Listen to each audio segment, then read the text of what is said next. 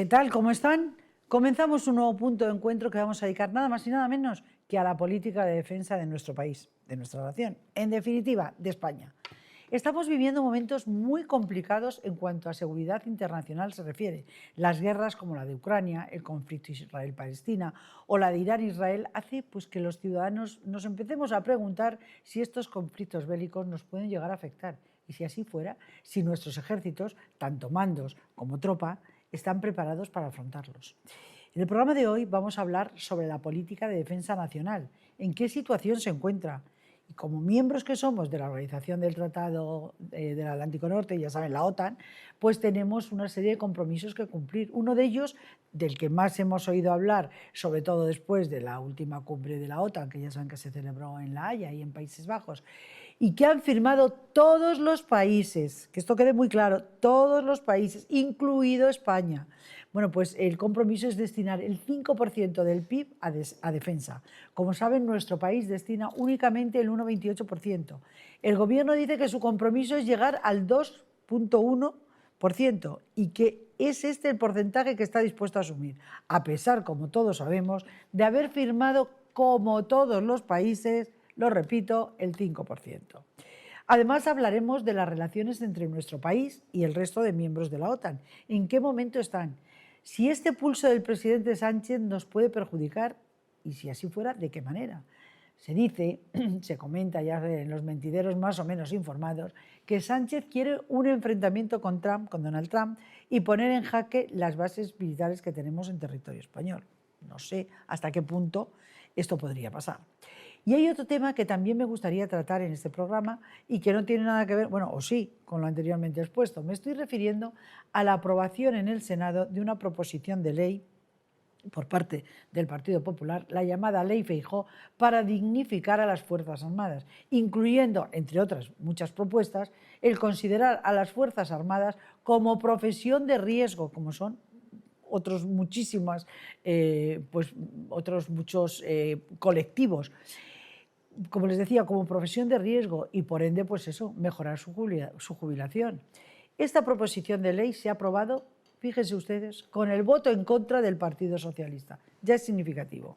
Otra cuestión que me gustaría comentar, que no es baladí, es por qué el desapego de los españoles a todo lo relacionado con los símbolos de España y con el tema militar, cuando curiosamente luego preguntas y el ejército es muy bien valorado por los españoles. Pues la verdad es que yo no lo entiendo.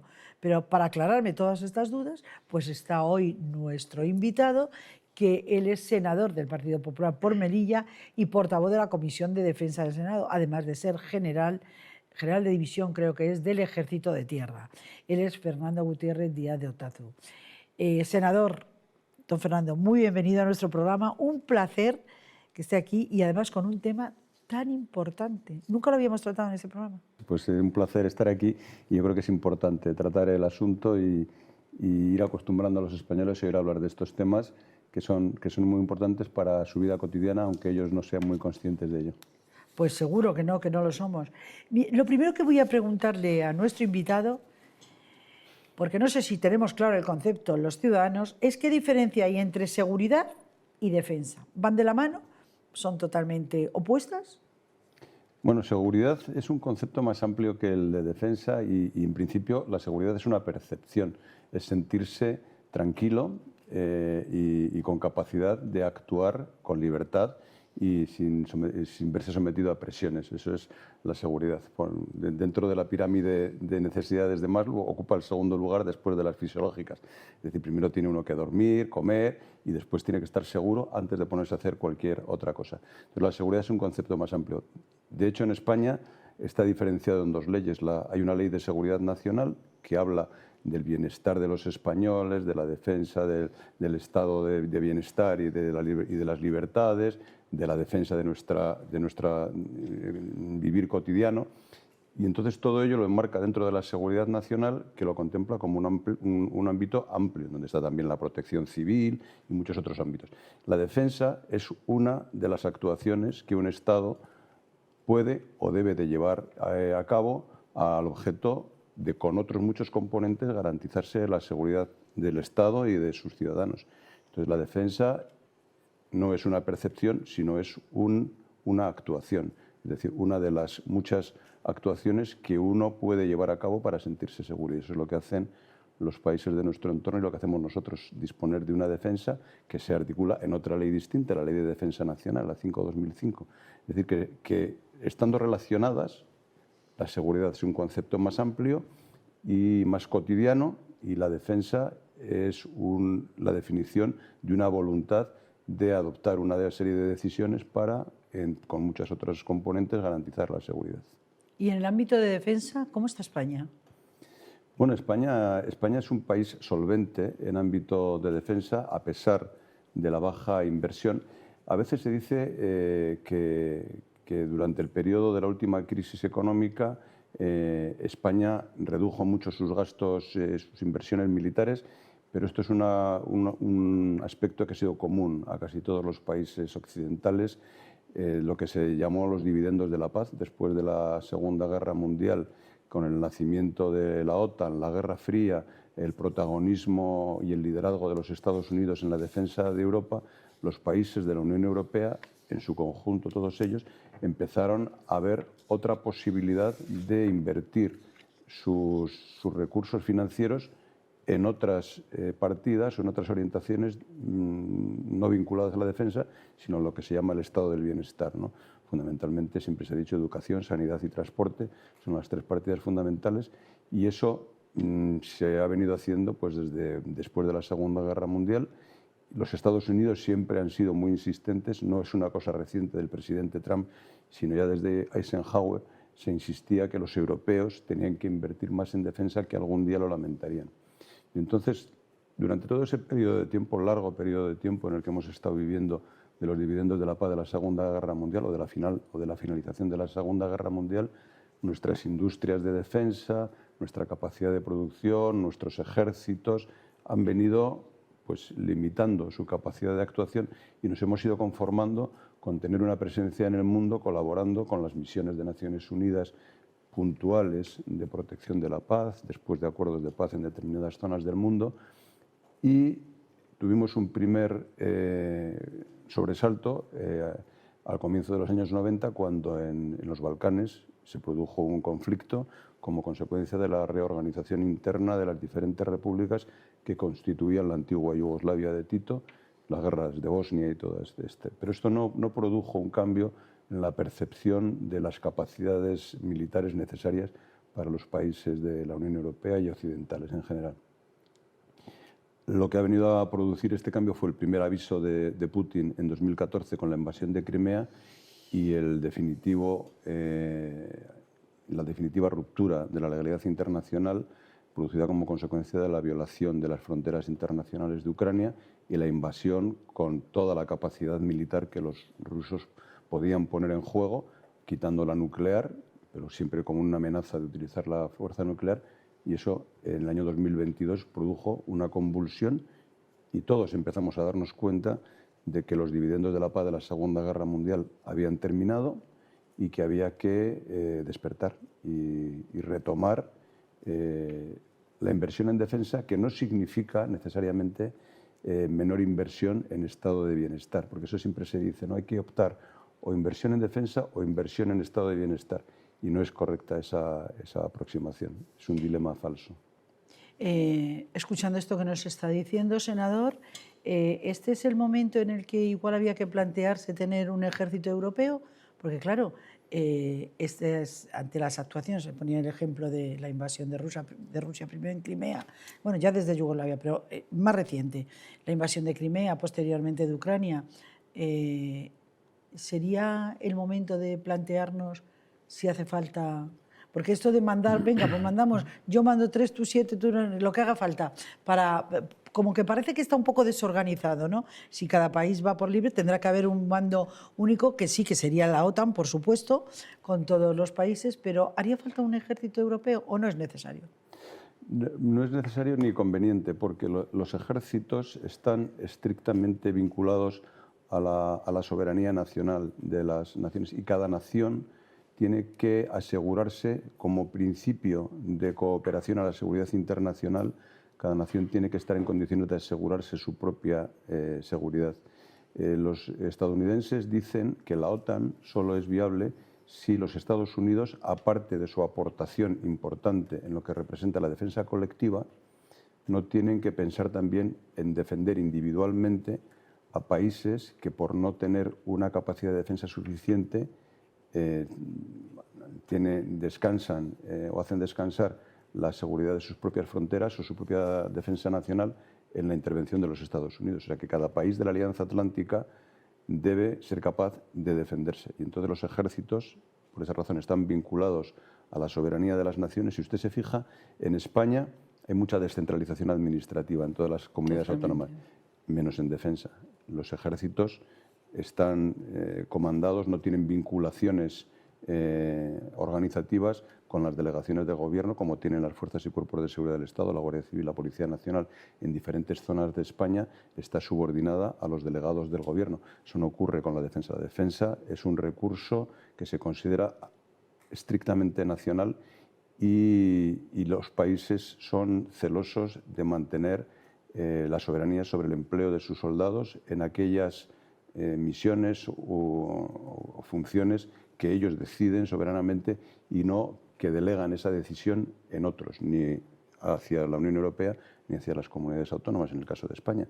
Entonces, sigue siendo un recurso nacional.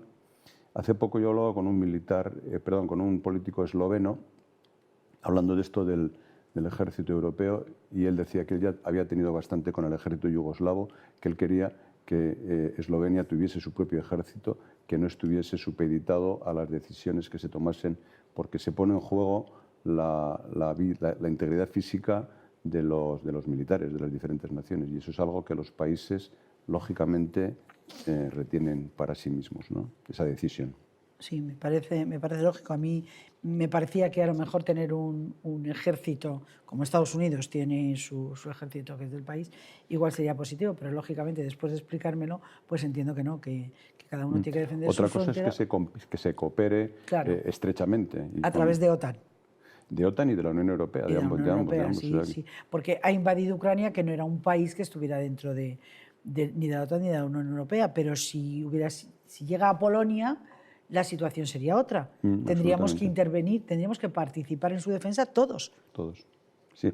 Bueno, a mí me gustaría decir con respecto a esto que cuando se menciona el famoso artículo 5 del Tratado de la Alianza Atlántica, que dice que el ataque sobre uno de los aliados se considera como un ataque a todos y cada uno de los aliados, hay que interpretarlo adecuadamente, porque eso no significa que un ataque de una nación no OTAN sobre un país de la OTAN inmediatamente represente el envío de todas las Fuerzas Armadas de todos los países de la OTAN simultáneamente. Claro, tiene que estar organizado. Claro, entonces, igual que si se produjese un ataque en España contra una parte del territorio español, no significaría un desencadenamiento inmediato de toda la capacidad ofensiva de nuestras Fuerzas Armadas sobre el punto en el que hubiese sido atacado, sino que habría que planear, reflexionar y adoptar las decisiones para saber qué fuerza emplear, qué actuaciones llevar a cabo en otros ámbitos diferentes al empleo de la fuerza también, porque hay relaciones internacionales, negociaciones,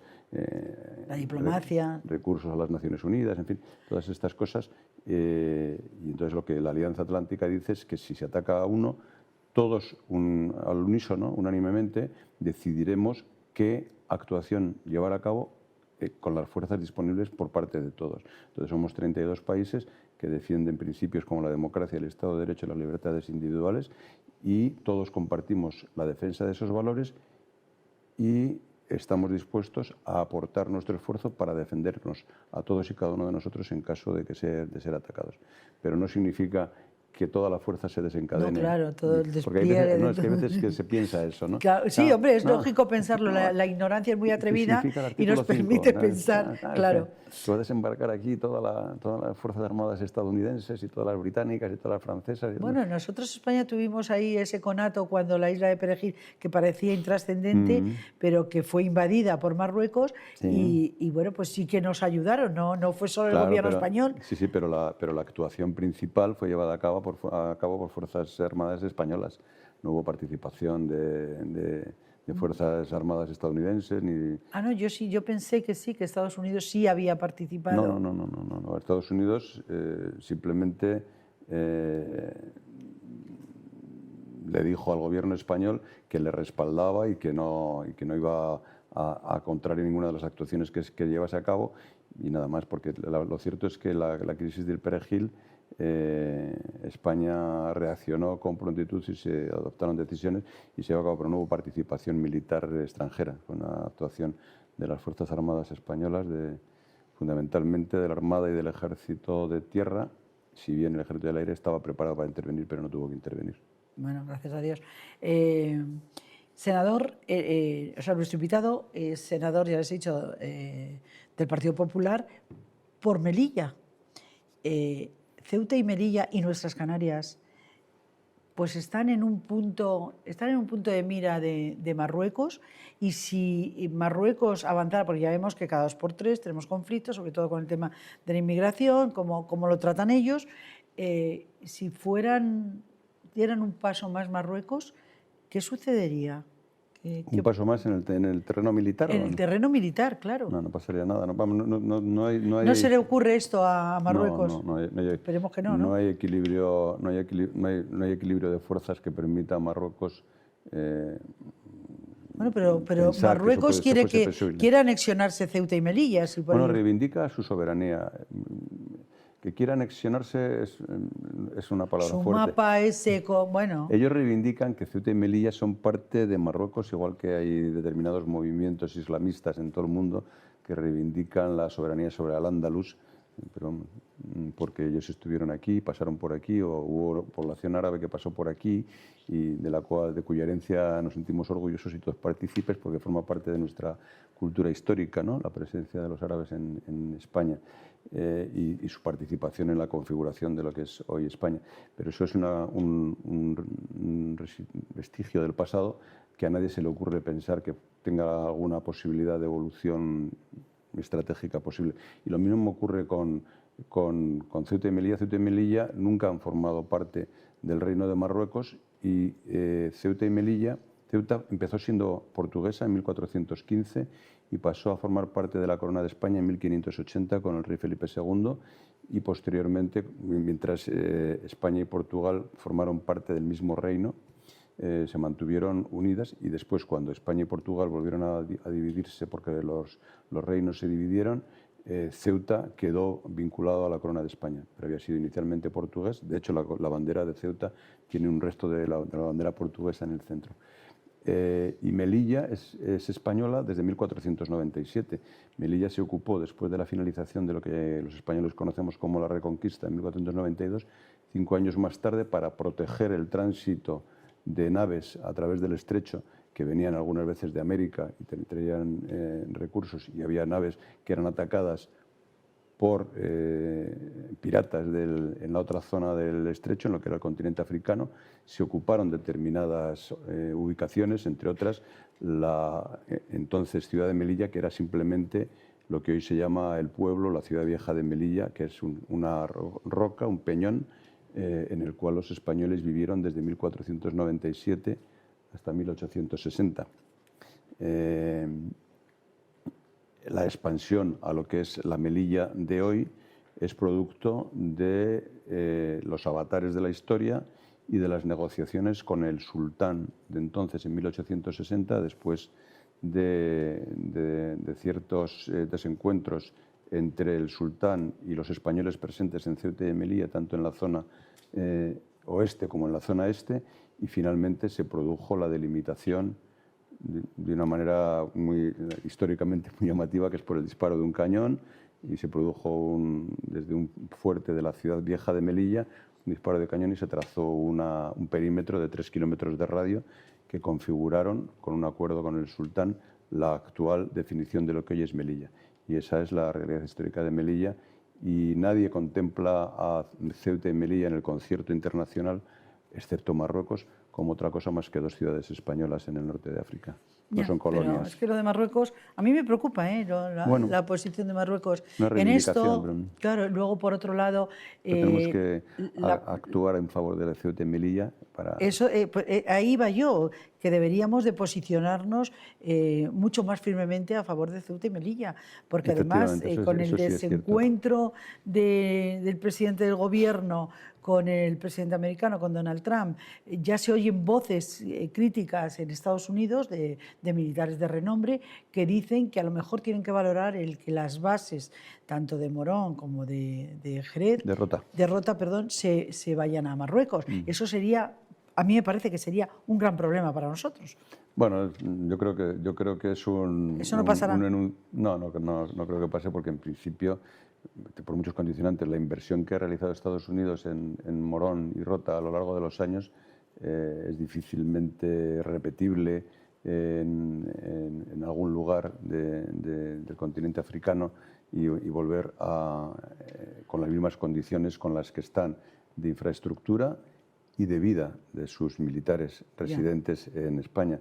La vida en esas zonas de España es muy grata para el personal estadounidense que vive aquí, como para pensar en hacer una cosa distinta, ¿no? De hecho, hay un mando norteamericano en África, el AFRICOM, que opera en países de África y que tiene su base en Stuttgart, Alemania, porque a nadie se le ocurre poner una infraestructura militar estadounidense de carácter permanente en un país africano, pudiendo estar acogido a las bondades de la vida en Europa, ¿no? Sin duda. Bueno, pues una preocupación menos que tengo.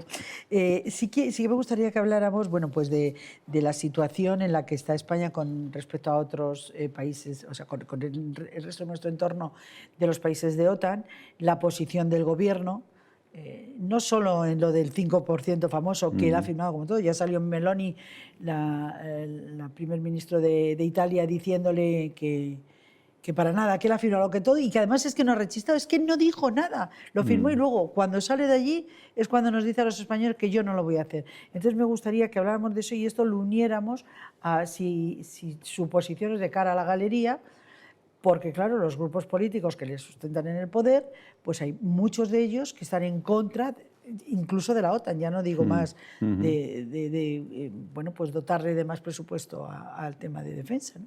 Sí, el presidente tiene un doble discurso, uno para el exterior, en el que se muestra solidario, unánime con los aliados de la Alianza Atlántica, con respecto a Ucrania, tenemos que seguir apoyando a Ucrania, y un discurso interior.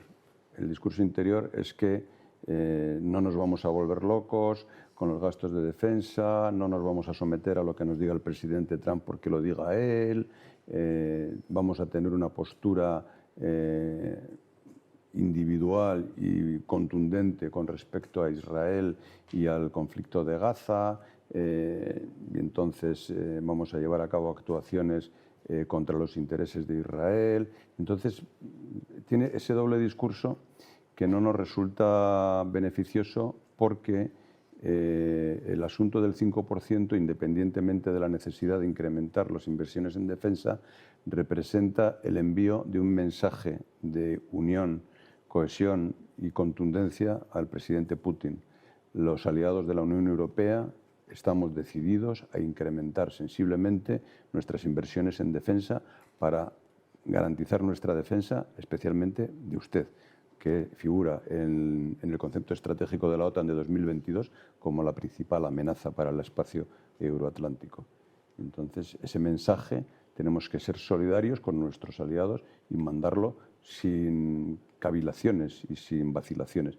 Y las vacilaciones que produce el presidente Sánchez en este ámbito pues son bienvenidas no solo por Putin, también son bienvenidas por los hutíes de Yemen, también son bienvenidas por Hamas, también son, en fin. Entonces tenemos que saber en qué parte del mundo estamos, cuál es nuestra forma de integrarnos en la parte del mundo en la que vivimos y, manteniendo nuestra personalidad y nuestra percepción nacional de la realidad, ser coherentes con los acuerdos que firmamos, con nuestra pertenencia a las tres grandes alianzas vinculadas a la seguridad, como son las Naciones Unidas, la OTAN y la Unión Europea, y ser consecuentes con eso. Ya, pero cuando tienes dos discursos tan opuestos, ¿cuál de los dos es el que realmente siente? ¿Qué es lo que piensa? ¿Qué es lo que va a hacer? Si mañana le dicen tienes que poner este 5%, ¿qué va a hacer? Bueno, es que, vamos a ver, el compromiso firmado es alcanzar un 5% dividido en un 3,5% de defensa y un 1,5% de seguridad, es decir, en cosas vinculadas a la defensa, pero no estrictamente de armas letales, por decirlo de una manera comprensible, está suscrito España, porque los acuerdos en la Alianza Atlántica, como sabe el presidente Sánchez, como sabe Sumar, como sabe todo el mundo, se alcanzan por unanimidad. Los acuerdos son unánimes. No hay, lo dijo el secretario general, claro, no hay cláusulas de excepcionalidad. Claro, claro. Que esto no por una mayoría que sí, me apoyan 4, no. Aquí los aliados, España exigió que se cambiase, que se omitiese la palabra all, todos, all allies, para que solo figurasen los todos, aliados. Los aliados. En vez de allies. En vez de todos los aliados. Allies decide, los aliados deciden. Entonces, los aliados, no hace falta decir en la OTAN que son todos, porque los acuerdos son unánimes. Si no hay unanimidad, no hay acuerdo. Ya. Si hay alguien que lo veta, no hay acuerdo. Entonces, España no lo ha vetado y al no vetarlo está sometido. Para el Partido Popular, España está comprometida con ese acuerdo del 5% en el año 2035 y hay que ser coherente y consecuente. Y hay que combatir la idea de que eso es una alternativa al gasto social. Hay que combatirlo, no es cierto, no es cierto. Y hay que hacer lo que hacen el resto de los países de nuestro entorno, que es trasladar a nuestra ciudadanía las razones por las cuales este esfuerzo es necesario y qué representa realmente. Nos quedan, bueno, apenas 2 minutos escasos. Con todo lo que tenía yo que hablar de esto, los militares que están cuestionando ese antiamericanismo que tenemos y todo eso, pero yo no quiero dejar pasar este programa y esta entrevista. Tendrá que volver para seguir hablando del resto del tema, porque nos falta mucho. Para hablar de esto siempre encantado. Pero esa proposición que han hecho, era una proposición de ley, sí. en el Senado, que han aprobado todos los grupos, a excepción del Partido Socialista, sí, para dignificar la profesión de los militares. Afirmativo. Pues, efectivamente. Es una proposición de ley que los militares llevan mucho tiempo reivindicando, como otros colectivos, también las fuerzas y cuerpos de seguridad del Estado, que tampoco estaban incluidos. Ahora parece ser que el Ministerio del Interior ha tomado una decisión parcial en favor de la Policía Nacional y no de la Guardia Civil. Y no toda la Policía Nacional, ¿no? Hay unos cuantos de no sé qué año para adelante, luego los otros del 2011 para adelante, sí. Y entonces eso es algo que hay que mantener y hay que perseverar en esa presentación de la realidad de los militares ante la sociedad española, tal cual es. La sociedad española tiene que ser consciente de que tiene un colectivo profesional dedicado a la defensa de muy alto valor y con muy alta capacidad de servicio y de sacrificio. Tiene que ponerlo en valor y contribuir a dignificarlo. Hemos de decir que su mayor reivindicación es que se les considere, como de hecho son, de facto, una profesión de riesgo. Sí. Que me llamó la atención que se considera profesión de riesgo a los artistas, sí, y a los militares no. No he entendido por qué. Eso no quiere decir que yo esté en contra de que los artistas también sean profesión de riesgo. Pero como usted sabe, los militares tienen los derechos asociativos y, digamos, sindicales restringidos por su neutralidad política. Entonces hace que estén en determinados ámbitos en inferioridad de condiciones a la hora de representar sus reivindicaciones. Y otros colectivos no están en esa inferioridad de condiciones. Ha sido consciente nuestro invitado que nos están diciendo que hemos llegado al final del programa, ¿verdad que sí? Un placer, sí. Pero bueno, esto no quiere decir el todo, final de este programa, del día de hoy, pero tenemos que continuar. Es un tema tan importante del que hablamos tan poco. Es muy importante que la sociedad española sea consciente de la situación en la que se encuentra el mundo y de lo que representa para nuestras vidas y que lo sea sin alarmismos y sin llamadas a arrebato de último minuto diciendo esto es la hecatombe.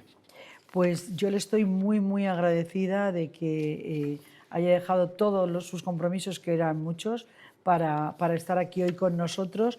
Y la próxima vez trataremos de cerrar una fecha con un poquito más de tiempo, que de decirles que es que le he dado muy poquito margen. Le dije que tenía que venir ya, que grabamos y era de inmediato. No, con lo cual, muy importante. Muchas gracias, Mara. Le estoy muy, muy agradecida. Le recuerdo que es senador del Partido Popular por Melilla, portavoz de la Comisión de Defensa del Senado y general de división del Ejército de Tierra. Él es Fernando Gutiérrez Díaz de Otazu un placer que hayas estado en nuestro El programa. placer ha sido mío, Mabel. Muchas gracias. Gracias. Y ahora ya sí me despido de todos ustedes y como siempre les recuerdo, pues eso, que es que tienen que estar ahí. Es que si ustedes no están, pues lo que hacemos nosotros aquí no tiene ningún sentido. Gracias por acompañarnos un día más. Un saludo.